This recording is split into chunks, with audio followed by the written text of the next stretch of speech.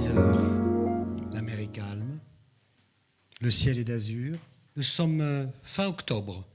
À la pointe du Cotentin, il fait juste quelques degrés. La mer est très fraîche. Et là, avec mon copain Philippe, Jean-Philippe, nous décidons de faire de la planche à voile. Bah ouais. Nous voilà partis, on s'équipe, et on part. Alors la brise est légère, un peu fraîche. Et puis nous voilà partis, chacun tire des bords, c'est formidable. Le vent forcit, c'est génial. Le vent se renforce, ouais, c'est génial. Je borde ma planche. Là, le vent devient un peu taquin. C'est-à-dire que de force 2 passe à force 3, force 4. Et là, je ne tiens plus la planche. Alors, je ne peux plus remonter ma voile. Et puis, je ne suis pas très bien parce que je suis au fond du golfe. Et je me demande comment je vais faire. Parce que monter une planche quand la voile est collée à la mer, c'est plus possible. Et je ne me sens pas très bien. Le copain, lui, il avait fait le bord dans l'autre sens. Donc, il a réussi à rejoindre le bord du rivage. Il me voit en difficulté. Il se précipite pour aller chercher ce qu'on appelle un canot ou un tabur, c'est-à-dire une toute petite embarcation de 2,50 m avec 2 jolies petites rames. Mais c'est manuel, hein, les rames, d'accord. Alors donc, il monte avec sa voiture chercher ça à toute vitesse, il redescend, il n'écoute que son courage, et comme un malade, il rame pour essayer de me rattraper, parce que moi je dérivais, je n'arrivais plus à repartir. Et il met un certain temps à me rattraper, et enfin il me rattrape. Pendant ce temps-là, le petit clapot s'était transformé en houle. La houle s'était transformée en très grosse houle. Et quand on s'est retrouvés tous les deux dans l'embarcation, eh bien, on a commencé à ramer comme des fous pour pouvoir regagner le rivage. Et là, peine perdue. La mer était déchaînée. Pour ceux qui font de la voile, force 10, si ça vous dit quelque chose, ça veut dire que le courant faisait plus de 10 nœuds. Et c'est un phénomène au Cotentin qu'on appelle la renverse. C'est-à-dire que toutes les 6 heures, vous avez le courant chaud, le Gulf Stream, qui passe sur le courant froid, le raz Blanchard. Et là, ça crée des phénomènes, des perturbations qui durent 1h30, 2 heures, et puis ça s'inverse tous les 6 heures, d'où la renverse. Là, le soleil avait laissé place à un crépuscule sombre alors qu'on était l'après-midi, l'air était épais de bruine, la pluie était cinglante, il pleuvait très fort, et puis il y avait des murs de vagues, 1 mètre. On était ballottés, et l'eau rentrait dans la barque, et la barque, petit à petit, tranquillement, coulait gentiment sous l'eau. 2 mètres, donc on était dans des creux de 2 mètres, on n'y voyait plus rien. 2,50 m, 3 mètres. C'est-à-dire qu'on est pris dans une tempête pas possible, et on était complètement largués. Ça faisait déjà 5 heures qu'on se bagarrait contre les éléments. Pendant ce temps-là, nous dérivions. Cette dérive nous a fait faire tout le tour du Cotentin. 10 heures plus tard, nous étions toujours dans l'embarcation, sauf que la renverse toutes les 6 heures revient, et nous revivons le même événement, avec l'impossibilité, puisque là, on avait mis un temps fou à écoper avec vous savez, les chaussures quand on fait de la planche à voile en plastique, là, on écopait comme ça, hop, parce qu'on avait perdu les rames, il n'y avait plus rien sur à bord. Hein. Donc on remonte dans le bateau et ça repart à la renverse. Et on revit le même événement avec des creux, des vagues, enfin c'était tout ça avec une température de l'eau qui avoisinait les quelques degrés. Et donc nous voilà partis avec la nuit, puisque bien évidemment la nuit tombe. Eh bien il est 10 heures, il est 11 heures du soir, il est minuit. Et donc, pendant tout ce temps-là, on voyait au loin des toutes petites lumières, toutes petites. Et puis, on aperçoit une masse sombre qui se détachait comme ça sur l'océan. Alors, on se dit, on va ramer avec les mains comme des malades. Alors, on rame, tout ce qu'on peut. Et la mer était translucide et surtout couverte d'étoiles, c'est-à-dire que la mer devenait fluorescente. Et mon copain dit, ça, c'est une grosse catastrophe qui s'amène, il faut encore faire plus d'efforts, parce que quand il y a ça, c'est juste la grosse tempête. Alors on y va, on rame. Et alors, à force de ramer comme des malades, le courant nous a poussé. Le courant s'appelle le courant du singe. C'est un courant qui nous a poussé vers cette côte. On arrive sur la côte un peu rapidement, à mon goût, c'est-à-dire qu'on s'écrase sur les rochers. Là, évidemment, il y a juste une petite falaise de 25 mètres. Sportif, hein, quand même, voilà. Et puis, il y a un phare qui balaye la falaise, parce que le phare est un peu plus loin, il balaye la falaise. Donc, à un certain moment, hop, on voit la falaise, hop, on voit plus rien. Alors, le copain avait fait de la varap, et il me dit, bon, on va y aller, hein. Alors, moi qui n'aime pas trop la varap, et puis tous les trucs qu'il faut grimper, bon. Voilà, donc j'ai appris à faire de la varap dans des conditions extrêmes, je dois le dire, mais j'ai réussi à faire de la varap. Alors, il faut savoir que quand vous avez passé plus de 18 heures en mer, les pieds sont juste des pieds de hobbit, des gros pieds comme ça. Alors, pour marcher, c'est... Ouais, bon. Les mains, elles sont boudinées, comme ça. Alors, quand vous êtes devant la falaise, c'est pas compliqué, on met la main comme ça, puis la main comme ça, puis avec les pieds, on essaye. Alors, on sent rien, hein, ça vraiment, on s'accroche comme on peut, et puis en dessous, on entend un ressac pas possible, le bruit de la mer, les vagues, etc. Alors, vous montez, vous cherchez pas, on est plaqué, plaque-toi sur la paroi, je me plaque. Alors, on attendait le phare. Ici, là, la pluie a prise, hop, hop, hop. Et, fil en aiguille, tout doucement, on arrive enfin en haut. Alors là, un vent a décorné les bœufs, normal. Et puis plein d'épis, de roses, des épines, enfin, tout sympa, quoi. Vous arrivez, les pieds en sang, quoi, c'est cool.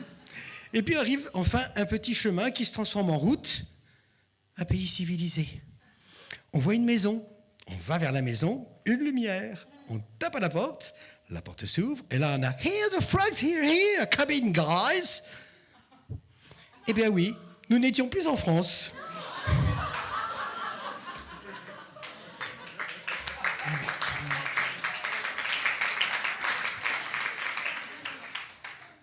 On avait débarqué sur une île anglaise que les Anglais nous ont ravis, qui s'appelle Alderney, qui est Aurigny. Et là, il y a cette dame, alors une Anglaise vraiment très typique, très Mrs. Thatcher, qui nous dit « Oh, fine, I'm Mrs. Winter ». Et oui, c'est vrai qu'en novembre, Winter, c'est normal. On peut dire qu'on tombait à pic. Hein. Alors, c'est vrai qu'avec les lèvres boudinées, pour parler anglais, c'était pas terrible. Mon accent traditionnel, vous voyez, ce soir, je fais un effort quand même, mais là, c'était pas terrible. Hein. Bon, elle comprend, elle appelle les flics, les policemen arrivent à toute vitesse. Là, on nous donne une couverture, on nous secoue, on nous frotte comme si on était des sacs à patates. Et puis, on nous dit, allez hop, maintenant, on descend au port. Alors, on nous l'a reparti au port. On a à peine le temps de donner un coup de fil. Oui, parce que là-bas, pour donner un coup de fil, elle m'a dit, je ne paye pas, hein, le coup de fil, c'est vous qui le faites. Hein. Donc, j'ai appris le mot collect call, c'est toi, tu payes pour donner ton coup de fil. Les Anglais sont formidables quand même. Alors donc, on a payé pour donner le coup de fil, pour prévenir ma petite femme et puis les parents de Jean-Philippe que on avait débarqué sur cet endroit. On vous redescend au port, et là, on rentre au commissariat, on nous sert 2 grands whisky. C'est vrai qu'après plus de 20 heures en mer, quand même, c'est pas mal, le petit whisky. Et puis là, on nous dit, allez hop, on remonte à bord, on ne peut pas vous garder, vous n'avez pas de papier, donc il faut repartir aussi sec. Et donc, ah non, si. Alors, on nous fait grimper de force, parce qu'évidemment, on n'était pas tout à fait prêt quand même à repartir aussi sec, quoi. Et si, alors on nous fait monter dans un canot de sauvetage, très beau canot de sauvetage orange, avec un fond de cale, avec une bulle qui se ferme avec des machins en acier, comme dans le Capitaine Nemo, là. Donc, scring, on nous enferme dans une bulle comme ça, et nous voilà partis en pleine tempête. Alors, secoués comme des paniers. On n'avait pas été malade, hein. Alors là, on a été malade. Mais alors, malade, le whisky, alors l'anglais rigolait du style, oh, the froggies. On était toujours les froggies, quoi. Bon, ça allait bien quand même. Alors donc, nous voilà partis en mer, 2 heures de mer comme ça, secoués comme des paniers à salade, et là, en pleine mer, la tempête, le vent, la pluie. On arrive devant un mur d'acier, on nous sort de là-dedans, et là, il y avait un bateau de la Marine nationale, un aviso, c'est un gros bateau de guerre. On voit un mur d'acier comme ça, gigantesque, avec plein de petites têtes de marins, tout petits, comme des marionnettes tout en haut, comme ça. Non, ils ne font pas yo-yo, ils tenaient un énorme filet, comme ça, qui était suspendu tout le long, et il fallait qu'on grimpe. Mais alors, Bon, moi j'étais déjà bien armé, parce que moi j'étais prêt, hein, perso, ça dit bon. Alors donc, le petit souci, c'est que quand vous avez la mer qui est comme ça, que vous avez un énorme bateau qui est d'un côté, puis une petite chaloupe comme ça, alors il faut attendre que les 2 vagues se renversent suffisamment pour qu'en se rapprochant, vous puissiez être en face du filet qui n'allait pas jusqu'en bas, pour accrocher le truc, et puis grimper. Alors, comme on n'y arrive pas, alors, comme c'est des marins, vous êtes des marins costauds comme ça vous prend comme un fétu de paille. Oui, parce qu'à l'époque, j'avais juste 27 ans. Bon, alors donc, on prend comme un fétu de paille, et puis ça nous jette. Alors, l'anglais, parce que l'anglais a beaucoup d'humour, l'anglais dit, bon, normalement, ça réussit 1 fois sur 3.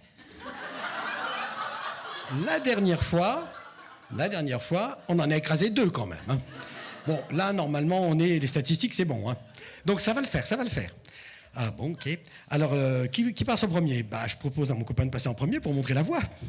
Bon, alors ils le prennent, ils le jettent. Alors, il s'accroche comme un malade. De l'autre côté, les marins tirent l'énorme filet. Il monte, hop, il disparaît. Et puis après, mon tour. Alors, il faut imaginer l'ambiance avec les ordres criés, aboyés en anglais, les phares qui éclairent la nuit, les sirènes, les cornes de brume, une espèce de truc à la Fellini, un truc de dingue, où vous êtes là, l'avant, etc. Puis hop, on vous balance, machin. On me balance.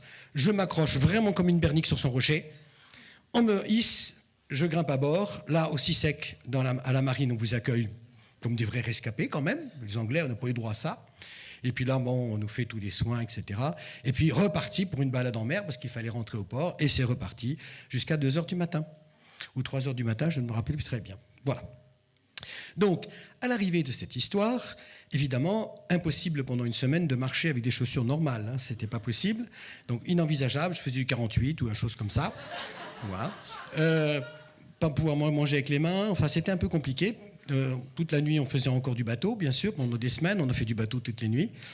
Mais ce qui est assez incroyable dans une histoire comme ça aussi, c'est que si je suis venu ce soir vous raconter cette histoire, c'est parce que Jean-Philippe, quand il est venu me rechercher au péril de sa vie, il a fait quelque chose d'incroyable, hein, puisqu'il a finalement mis sa vie en danger pour me sauver.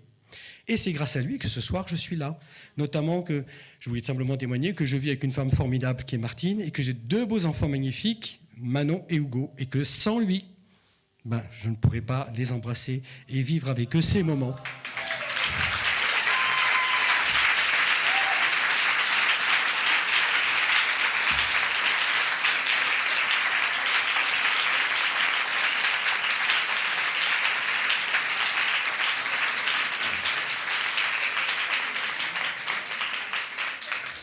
Juste un petit mot, parce que dans cette tempête de mer, je veux adresser un message à Jean-Philippe, parce que je l'ai perdu de vue.